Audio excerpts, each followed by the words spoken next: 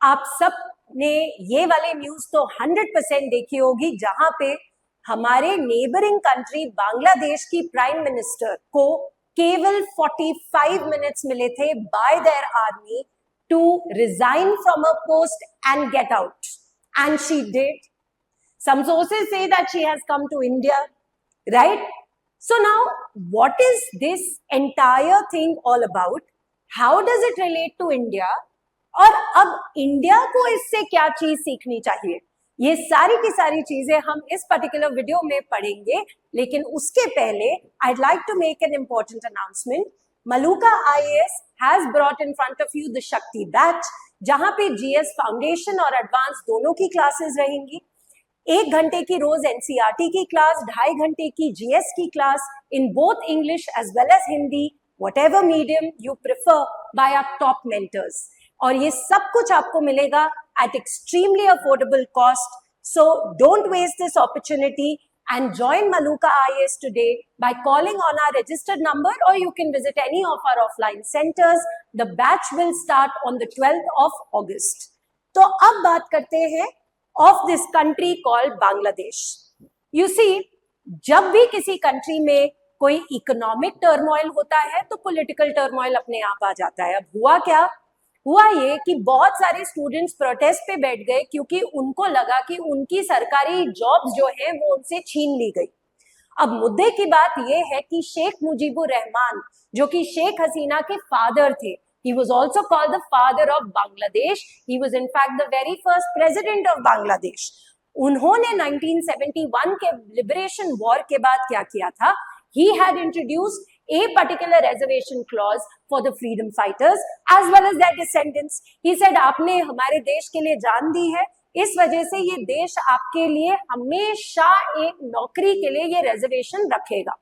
और ये रिजर्वेशन कितनी थी, 30%. मैं ये नहीं कह रही कि उनके देश में और कोई रिजर्वेशन नहीं है, पर ये काफी एक बड़ा नंबर है 30% का. अब ओवर द इयर्स बच्चों ने बोला यार इसको रैशनलाइज करो, इसको थोड़ा कम करो, 30% is too much. And then finally in 2018 prime minister Sheikh Hasina, she completely scrapped the policy. उन्होंने बोला कोई रिजर्वेशन है ही नहीं. अच्छा, तुम एक चीज को चेंज जब करते हो तो एक ट्रांजिशनल वे से करना चाहिए. ऐसे all of a sudden introduce and all of a sudden delete करोगे तो प्रॉब्लम तो होगी, और प्रॉब्लम हुई भी. ये मैटर गया उनके हाई कोर्ट के पास. हाई कोर्ट ने क्या बोला कि नहीं, शेख हसीना का डिसीजन बिल्कुल गलत है, 30% रिजर्वेशन मिलेगी. फिर सरकार गई सुप्रीम कोर्ट ऑफ बांग्लादेश में, and in this particular year itself in the month of July उनकी सुप्रीम कोर्ट ने कहा कि सरकारी नौकरियों में से 93% will be given on the basis of merit, 5% will be given to the freedom fighters and their descendants, and 2% for other categories. तो obviously जिन लोगों को ये रिजर्वेशन मिलती थी उनको भी प्रॉब्लम हुई. जो बच्चे बैठे थे प्रोटेस्ट पे वो कहते हम नहीं मानते, हमें क्या पता ये शेख हसीना फिर से दोबारा से क्या कर देगी. एंड कहीं ना कहीं शेख हसीना जी का पूरा जो टेन्योर है, by the way she was the prime minister for the 5th time, ये कहीं ना कहीं कंट्रोवर्सी से जुड़ा हुआ है. इनफैक्ट इस बार की इलेक्शंस में जो ऑपोजिशन थी वो कहती है हमने पार्टिसिपेट ही नहीं करना, हमें पता है तुम नहीं जीतना है क्योंकि तुम ही जीत रहे हो हमेशा. तो किसी भी देश में आज की डेट पे in this particular century nobody likes anyone to be a तानाशाह. तानाशाही नहीं चलेगी. और जिस वजह से ये पूरी की पूरी सिस्टम को नजर में रखते हुए इनकी बांग्लादेश की आर्मी ने इनकी प्रधानमंत्री जो अब रिजाइन कर चुकी हैं शेख हसीना जी को बोला you have only 45 minutes, after that there will be very grave consequences. She resign from a post, she and her sister left the country and they came to our country, जहां पे कोलकाता में उनको land करने की permission नहीं मिली.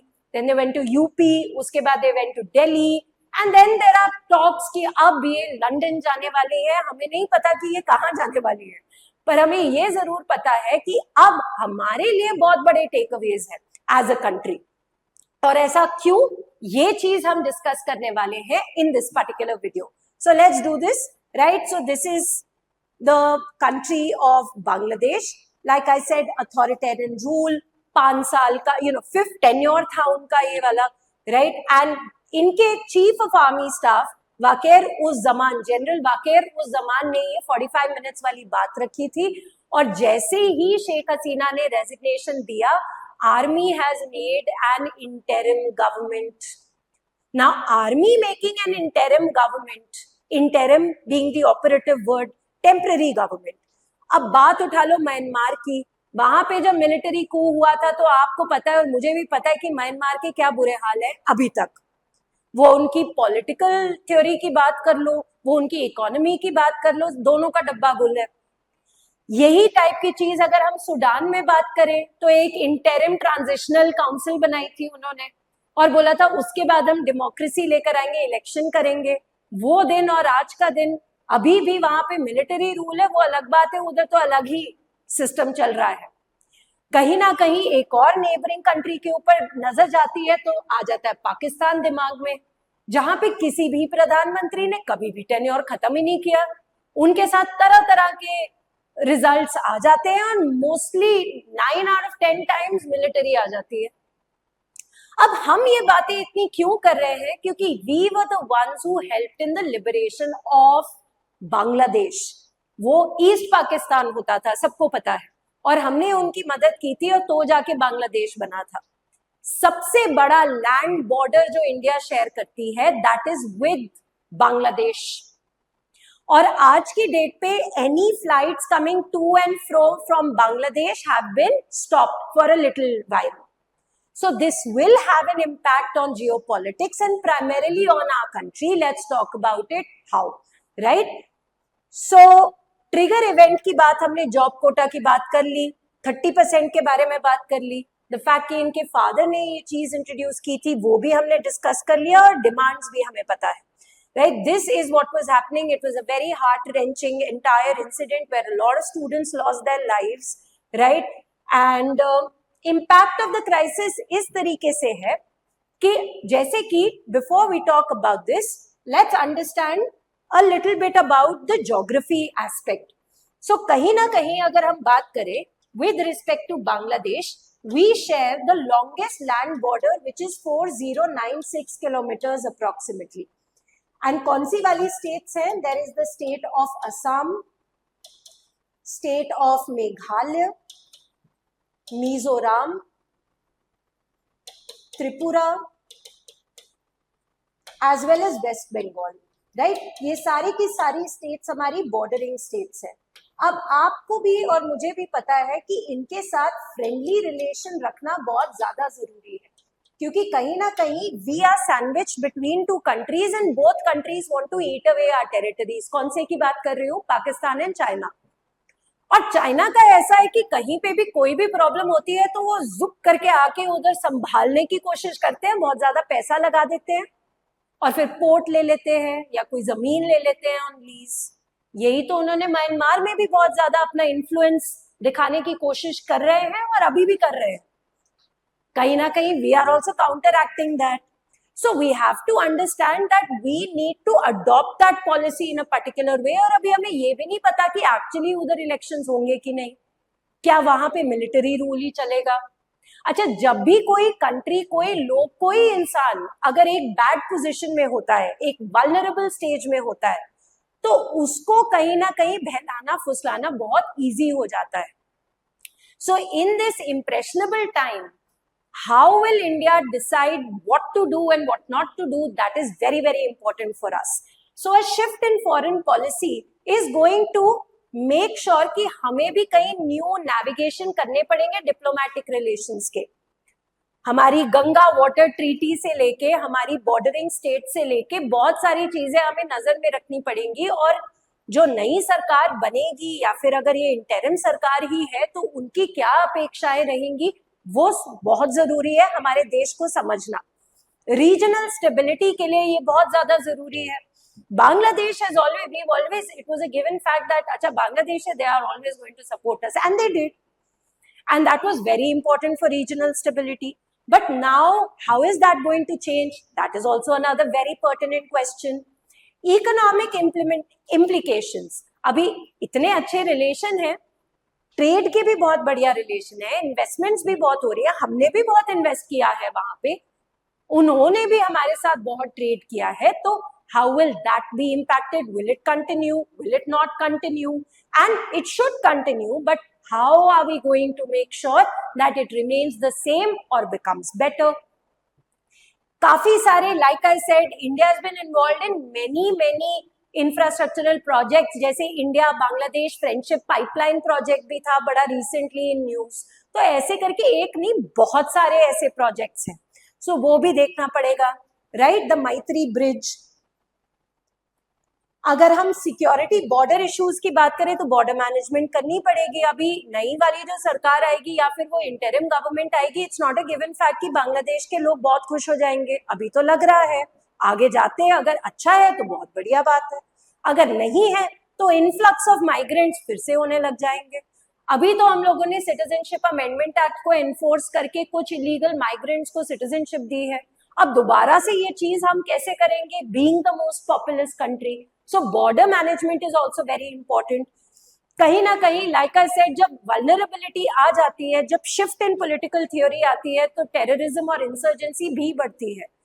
जब Myanmar में ये चीज हमने देखी तो बहुत सारी कुकी ट्राइब्स आई थी हमारे देश में, और तभी जाके वो प्रॉब्लम बनी है मणिपुर में. तो वो वाली प्रॉब्लम को भी अवॉइड करना पड़ेगा around the bordering states which we share with Bangladesh. Humanitarian, जैसे कि रेफ्यूजी का flow, because on the one hand we say everyone's welcome, यही हमारा प्रिंसिपल है, but on the other hand do we have the resources to take care of others as well as ourselves? That is a very important question that the government needs to think about. Development programmes, like I said, बहुत सारे initiatives, बहुत सारे regional organisations है जहां पे दोनों के दोनों एक दूसरे को बहुत बढ़िया तरीके से सपोर्ट करते हैं. बांग्लादेश हमेशा सपोर्ट करता है. So that is also something that we have to keep in mind and ensure कि हमारे diplomatic relations ना ही same रहे, better हो, right? Engage with the interim government for the same. तो speculate करने के बजाय हमें engagement बढ़ानी पड़ेगी. अब वो interim government और हमारी engagement किस तरीके से होगी? Well, we have the best of the best external affairs minister, right? I'm sure the government will come up with something or the other, and as they should. But yes, it's a challenge for them. Promotion of stability and democracy, very important. क्योंकि सिर्फ नाम की democracy नहीं, actual democracy होनी चाहिए. So that is also where India has to play a very big role in this particular region to ensure that its influence is as much as it is right now and even better than that. And we have to monitor and adapt. So way ahead for India is we have to first assess, अच्छा इसके कारण हमारा कोई economic impact हुआ, अगर नहीं हुआ तो फिर तो ठीक है, अगर हुआ तो उसको कैसे चेंज करें. स्टेबलाइज द इकोनॉमिक रिलेशनशिप की जैसे थी उस स्टेटस क्वो में तो मेंटेन रहे. हाँ, of course getting better is always nicer, right, but it shouldn't get worse than that. Explore new opportunities, right. Enhance the border security. जो भी चैलेंजेस है उनका सोल्यूशन यही है, अगर बॉर्डर मैनेजमेंट करनी है तो एनहांस करना ही पड़ेगा बॉर्डर सिक्योरिटी. कहीं ना कहीं थोड़ी देर तक सस्पेंशन ऑफ एयरलाइन शायद इसी वजह से हुई है, right. Collaborate on security issues and prepare for a future uncertain event. So the main practice question for today is recent political upheavals have led to the fall of the government in Bangladesh, creating significant uncertainty in the region. Analyze the potential implications of this political change for India, considering the aspects of diplomatic relation, economic, security and regional stability. हर एक चीज के ऊपर अलग से आपने लिखना है और एग्जाम्पल्स भी देने हैं. Additionally, suggest measures that India could adopt to mitigate any adverse effects and strengthen its strategic position in South Asia. Now, before I end this particular video, I'd like to make two very important announcements. अगर कोई बच्चे हैं जो 2025 में prelims के लिए बैठ रहे हैं and they are looking for a test series which is absolutely aligned with the UPSC pattern, look no further and join the Maluka test series today. Here we provide you 64 test जिसमें से 34 prelims और 30 mains. Questions के साथ साथ आपको discussion भी मिलेगी by our top mentors in both English as well as Hindi at extremely affordable cost. So call on our registered number today or visit any of our offline centers for the same. And finally, सबसे ज्यादा loved compilation of monthly current affairs Maluka IAS ने अब इस current affairs की compilation को completely affordable बना दिया हर एक बच्चे के लिए, और ये भी both English as well as Hindi में मिलेंगी. So do not waste this opportunity and allow us to help you to realize your potential today. Thank you.